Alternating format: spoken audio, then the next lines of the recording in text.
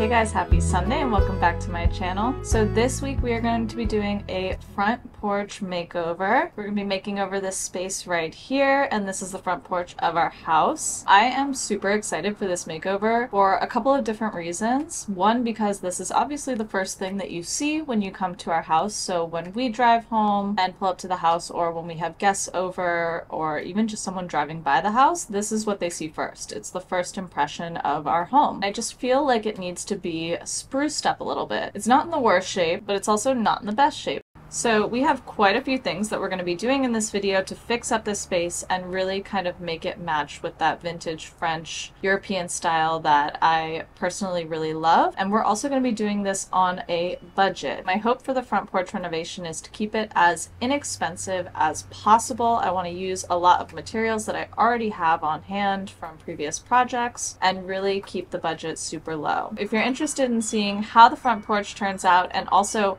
how inexpensive I can keep this renovation, then stick around and watch this video and we are going to get right into it.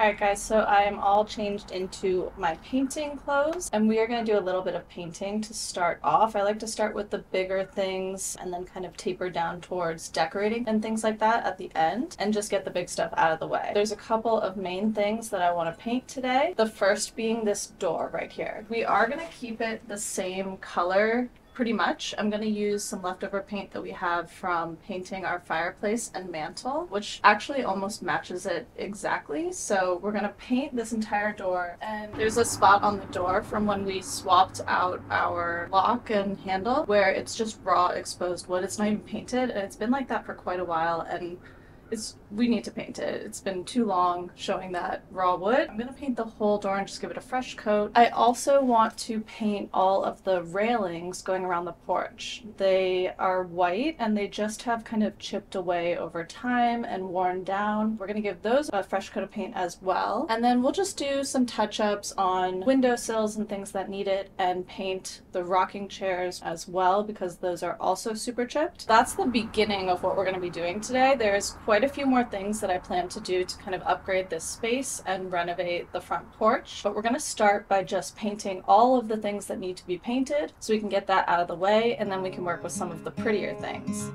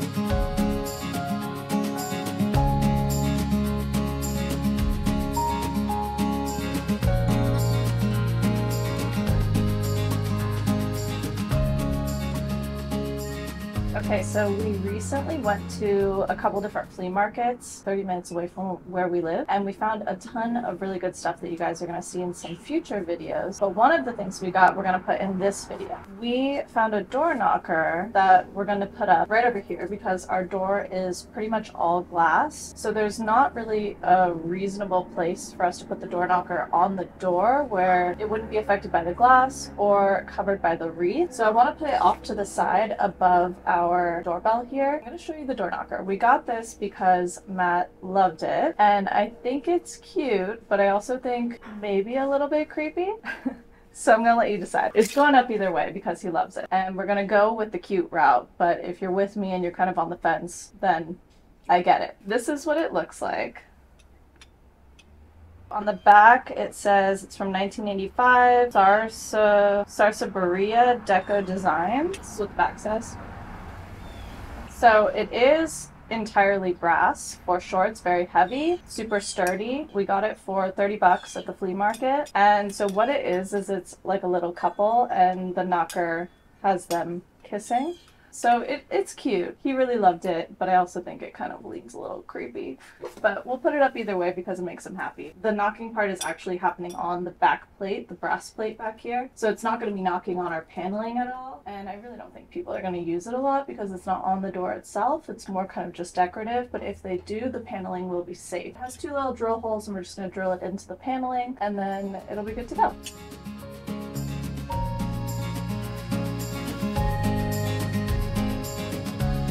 Okay, so we have the front door all painted and done. I'm gonna leave it cracked open like this so that the edges can dry. So we're gonna move on to painting the porch railings. I think that I might paint the rocking chairs in like a grayish color instead of the white that the porch rails are going to be in, just to kind of change up the palette and, you know, have it not all be completely white. I'm going to be redoing the cushions that are on the rocking chairs to be a black and white stripe, so I think the gray color would look really nice with that. And I do have gray paint left over from when I redid our front living room right in here. I have quite a lot of it actually. I plan to paint the sunroom in that at some point. We could use some of that to paint the rocking chairs and then we wouldn't have to buy any paint at all.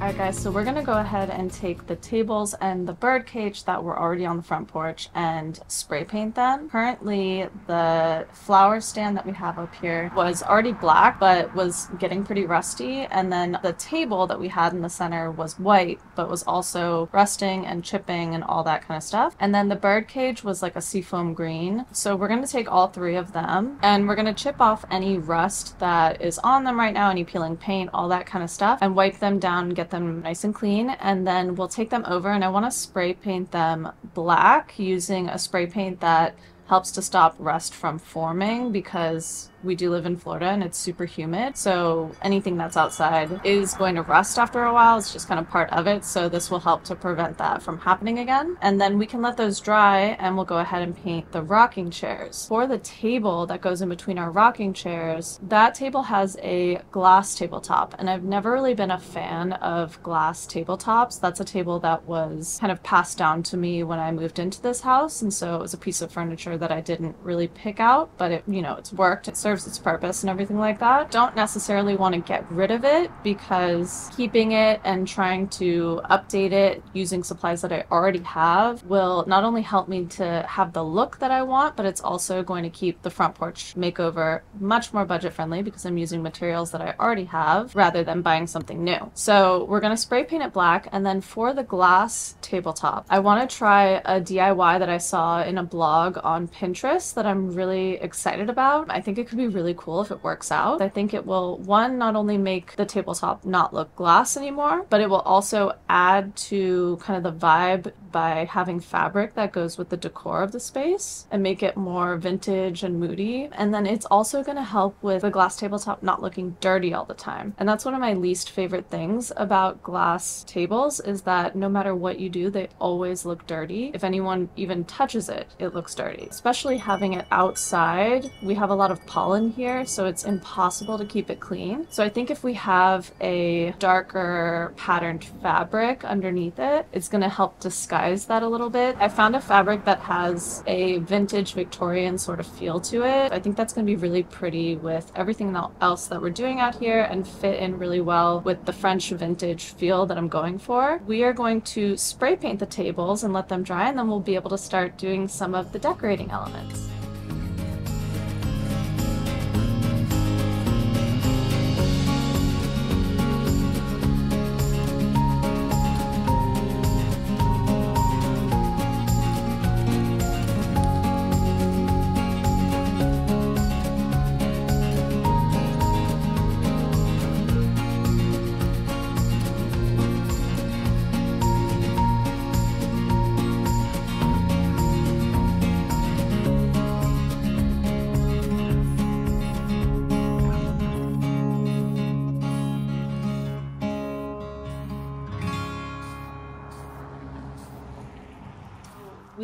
just finished spray painting all of the tables and also the birdcage that was in the corner. We're going to use those to kind of decorate with later on, but they are drying right now. So we're going to go ahead and paint the rocking chairs. During this process, I thought originally that I was going to paint them white like they already are and just touch them up. Then I kind of thought I would paint them gray like our front living room, and now I've decided that I'm going to do the dark green that matches our front door. I started to kind of test it out and see how it looks and if I like it, and I think it's going to look really, really good.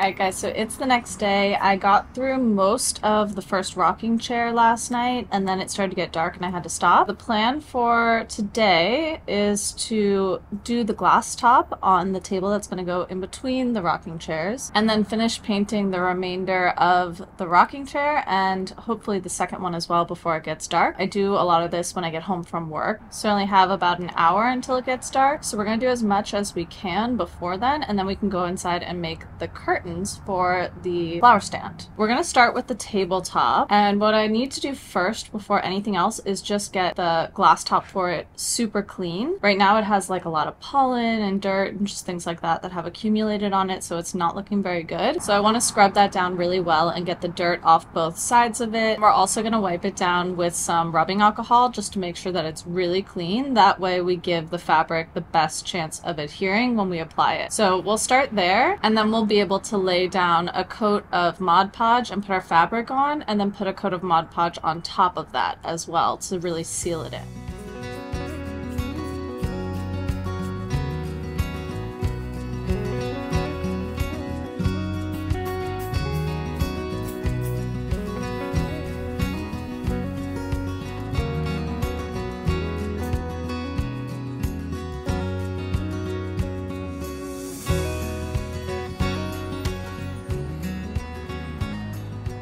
Okay, so I cut my piece of fabric out and I made sure to cut it a little bit larger than the glass itself so that it hangs over the edge. And now what we're going to do is pour some Mod Podge onto here and paint it so that it spreads out. We will put our fabric face down, so pretty side down on the glass. We'll let it dry for maybe like 20 minutes and then we'll come back and Mod Podge the back side, this side right here. Once that dries, we can cut the excess off the edge and it'll be good to go.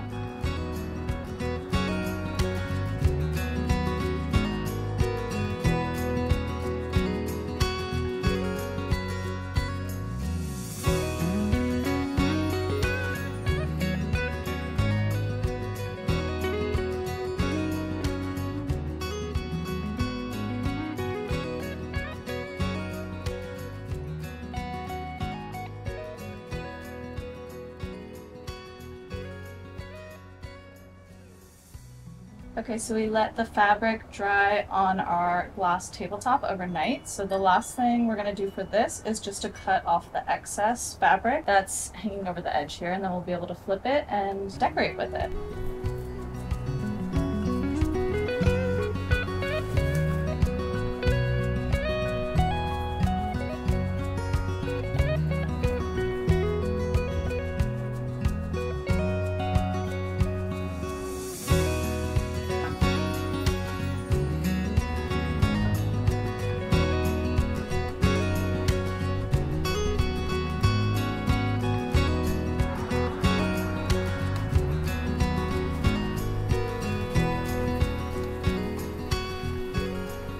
The next thing I want to do is start to put our flowers into our flower box and the vase that's going to go onto the table. We're going to take some foam floral blocks and put them in the bottom so that we can stick our faux flowers into them, and then we can kind of just cut our faux flowers off of the bunches and mix and match them into the floral foam. So we are going to grab our foam and get started.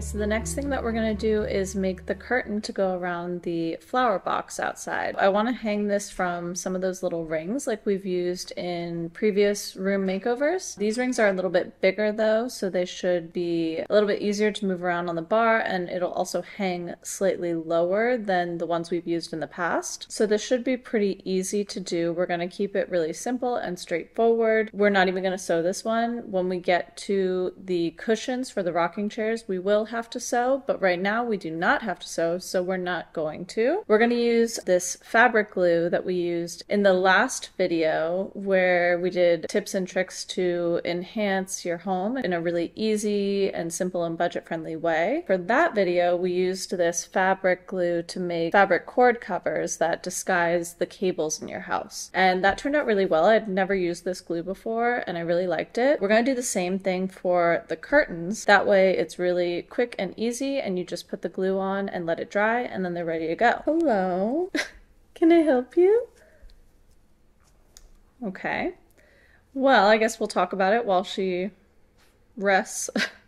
So I got this fabric for our curtains out there, and this is gonna kind of just hide any storage that's underneath the flower stand, but it's also going to add a decor element and just look really pretty with everything else that's out there. So this fabric is actually already a curtain. This was curtains from my parents' home, and they redid a space in their house and got rid of these curtains. Nala's just making herself at home. And so they gave these curtains to me in case I wanted to make something with them. So we're gonna use part of them to make our curtains for outside. And this is actually just one curtain panel. I have another one of this that was from their house. So I have a lot of this material that I can use for future projects. Okay. Anyways, so what I like to do is I measure the entire distance to wrap around the flower stand how I want to, which was about 45 inches to go all the way around. And then the height was about 20 inches. I'm going to add probably about 2 inches in the height so that when we fold it over and glue it, it has like a band that can go at the top. And then instead of splitting the distance around down the middle so that it's 2 panels, I'm going to keep it the entire distance for each of the panels, if that makes sense. We're gonna have 2 panels that you can open up, but I'm gonna keep them about 40 inches each, so that way there's lots of fabric and it bunches and it makes like a really pretty textured moment on the front porch. We're gonna do that. We're going to work from the bottom of this curtain. That way we already have a hem that's at the bottom, and then we can just put the fabric glue on the sides and the top, and we won't have to do all 4 sides. So all that we're gonna do is spread out our fabric and then measure our width and our height and make a cut,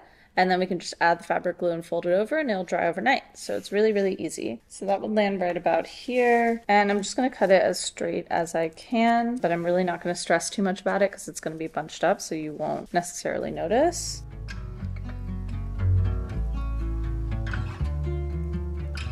So now we have 2 panels that are exactly the same size. What we're gonna do is start to glue the edges on these so that we make a hem. For both of these panels, I want this part down here to be the bottom, and then we can kind of just match the width that the side already has. So we're gonna fold it on the same side that it's already been folded on, so it's folded in this direction. So we want them to be matching so that there's no folds on this side and it can be our outside piece. All that we need to do is take some of our fabric glue, this one's called Fabric Fusion, and we're gonna run some glue all the way down the edge, fold it over and press it down, and then let it dry overnight. And that is it. It's as simple as that.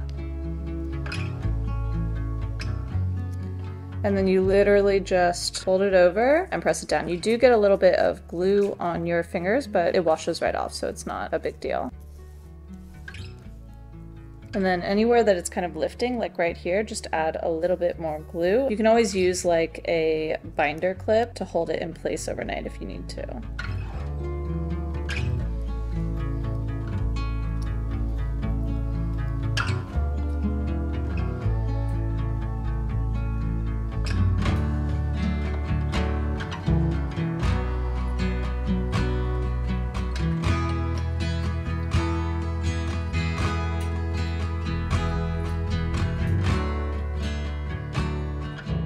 Now we're gonna make the wreath for the front porch, and this is gonna be a different style of wreath than I've made before, but it's a style that I really love. I'm excited to make this one. I've made quite a few wreaths on this channel and just in general. It's something that I really enjoy doing. I make them seasonally, or if I see one that I think is really cool, then I try to do my own spin on it or something like that to kind of mix it up and have different decor for the front porch without having to change everything like we are right now. You can just swap out your wreath and it makes a really big difference in the look of your front porch. And it's something that people really take notice to, so it has a pretty big impact. So this time around we're going to be making a wreath that I think of as a more whimsical style of wreath, more wild and natural and kind of like fairy garden vibes, if that makes sense to you. It's a little bit more on like the cottagecore end of the spectrum, which I do also really enjoy. So I kind of like to mix that in with my French vintage sort of style. I did get a base for this wreath. I usually make my own base, but I wanted the base to be really full and thick, kind of have it be the focal point with the florals coming out of it and not be as full on the floral side. I want the florals to be more wispy and wild and airy. I wanted a really thick base, so I bought one that was already made. It is grapevine, which we've used in the past. And for this wreath, typically what I've done in the past when I make a wreath, I use faux florals. With this wreath, it's going to be different because we are using dried florals. I went and found a whole bunch of different dried florals, again at Joann. So we are going to cut some of these and we're gonna just kind of hot glue them wherever looks good. I like to kind of weave them through the base when I can to give extra support. We'll see how it goes.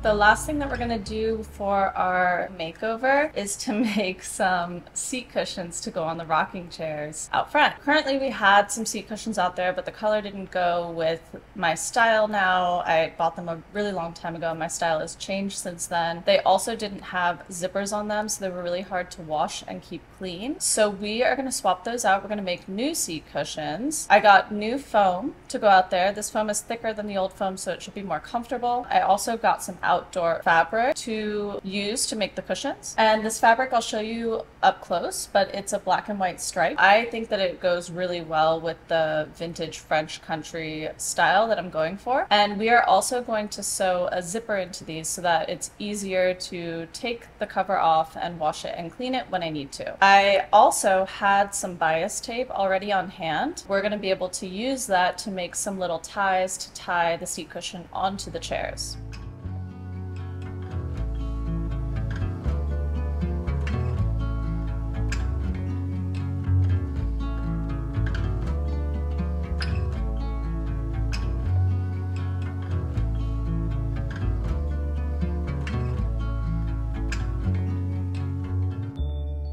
Went ahead and shortened my zipper because it was between 20 and 22 inches long. I only needed about 17 inches, so I cut quite a bit off right here. And to do that, I just did a zigzag stitch over where I wanted the zipper to stop and then cut the excess of the zipper like a half an inch away so that it would run to the edge of my fabric. A simple way to kind of fix a zipper if you get one that's too long and you don't want to go and get another one. We're going to pin our zipper down now, and to do that I'm taking my open side over here and I'm putting the zipper face down on my fabric. So this is going to be the outside of the fabric when we're all done.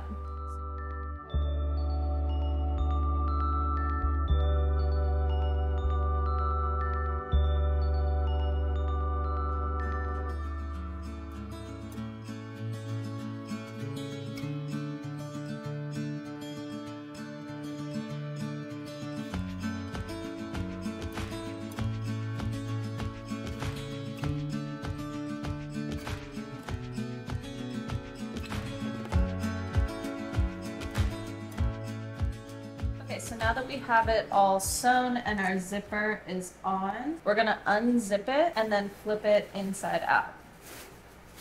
now what we want to do is put our cushion inside. So I like for my cushions to be pretty snug. I don't want loose fabric. I would rather the cushion or pillow or whatever it is that I'm working with to look a little bit overfilled than underfilled. I think that gives it a more high-end look. So you have to kind of work with it when you do it like this because it's going to be a tighter fit. So this is what our cushion is going to look like. We're going to take some of this bias tape that I have, and you can also make this if you don't have bias tape. I already had some that kind of goes with the look, so I'm just going to use this. I'm going to cut some to pretty much go like this on the two corners so that I can tie it to the rocking chair and it doesn't fall off or fly away or something like that. For this part, I will hand stitch this, and all I'm going to do is cut enough of the bias tape to be able to tie a bow and then put a couple little stitches into the fabric in the center. So we will do this exact same process for the other cushion, and then we will be completely done with the front porch makeover, and we can put everything out and decorate and have the finished look.